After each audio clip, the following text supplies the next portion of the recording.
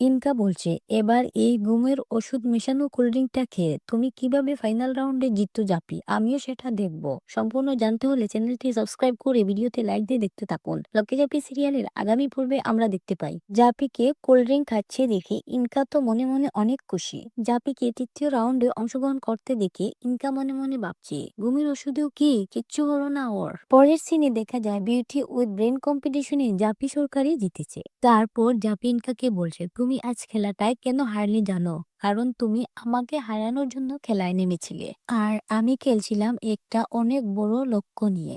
আর সেই লক্ষ্যের প্রতি রান্নাটা ছিল একটা বড় চ্যালেঞ্জ। জাপি সরকার কম্পিটিশনে জিতেছে, তাই দীপ অনেক খুশি।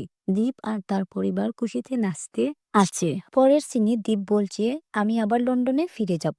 কথা শুনে জাপির মনটা ভীষণ খারাপ হয়ে গেল। তো কেমন লাগলো আজকে আমাদের এই ভিডিওটি কমেন্ট বক্সে জানিয়ে এখনই সাবস্ক্রাইব করে নাও আমাদের এই চ্যানেলটি। ধন্যবাদ সবাইকে।